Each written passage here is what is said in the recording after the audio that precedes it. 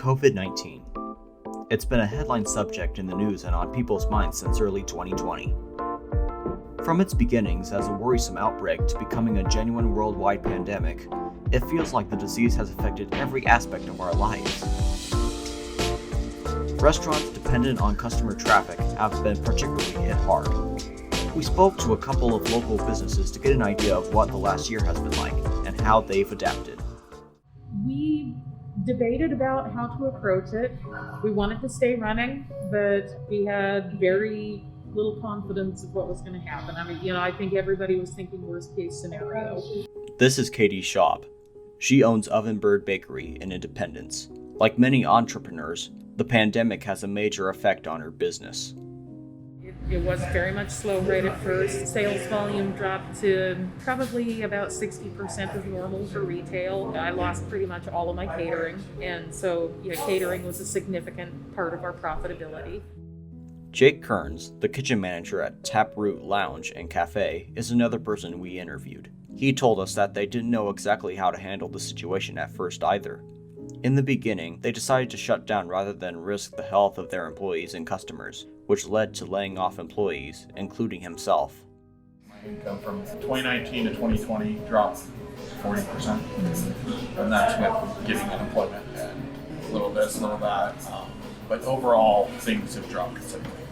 It's challenging. We're a small business and we're very tight-knit, so it's kind of like telling your brother and your buddy, hey, I'm sorry, there's no work, and we're shut down. So there's a lot of fear and uncertainty and a ton of emotions wrapped up in that. Being a smaller operation, Ovenbird wasn't as adversely affected, but still had to resort to a few layoffs.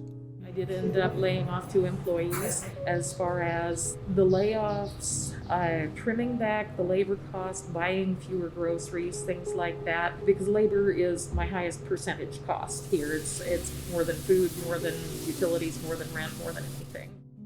And while layoffs were unfortunately common for businesses at the time, there were also new positions to consider in the COVID era. These are jobs like extra cleaning staff and door greeters. We've more expanded our existing roles to fit that. Pre-COVID, the one person's job kind of expanded a little bit more. We have added much more hosts because we need a door greeter at all times for the most part. So yes, we've kind of had to look at what the job duties are, and instead of being specific, it was more all-encompassing. We have shifted some hours. My guy who's normally my dishwasher was spending a lot more time driving deliveries around, for example. Of course, all businesses had to contend with implementing new policies, and we wanted to know what that experience was like. Masks, obviously, that became a given. The process of how customers come in, sit down, and are greeted has expanded immensely. Sanitize the table here, sanitize the menu, you re-sanitize everything. Just a lot of care and concern, and a lot of investment was put in how to see people, whether it was outside, inside with dividers or plexiglass we put up on our bars, and we made a lot of changes. There was a lot of resistance to wearing a face mask, even when it was becoming more and more enforced. Businesses were getting fined for non-compliance. We still had some notable holdout customers who'd walk in and completely ignore it. So it's gotten a lot better on that.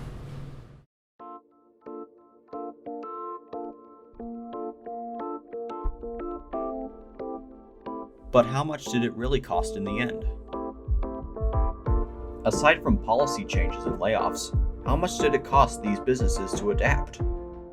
We ended up, as far as, whether we're above or behind, on the end of the month, we ended up in almost the same spot. It was weird how it just rebalanced. Taproot, however, wasn't so lucky. A soft estimate of at least $40,000 to $50,000.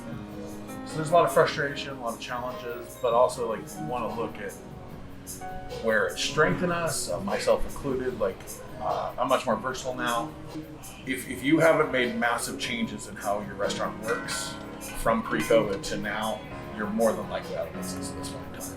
Or you're treading water and you're in the red enough that you're bad. It's bad news. So.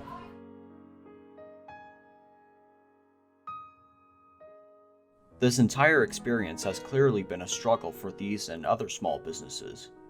But what we found was that they were still pretty optimistic about the future. A whole new appreciation for my customers and the care and the loyalty and the small town spirit that has sustained us the whole time we were here. They did not forget us.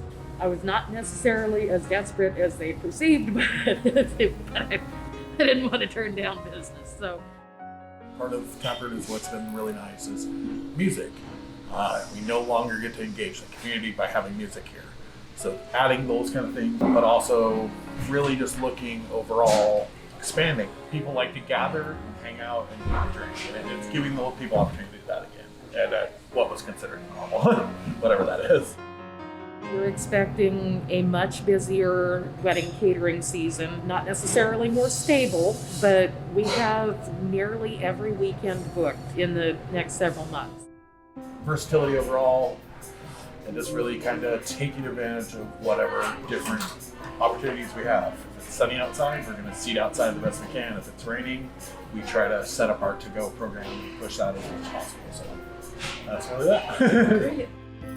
Even if it takes a bit longer, restaurants have adapted to an era that makes their job incredibly difficult and yet continue to do what they can to serve their customers. While some businesses didn't survive during the pandemic, the ones that did have worked very hard to stay afloat. With decreases in COVID cases and more people getting vaccinations, it's looking like there's good news on the horizon.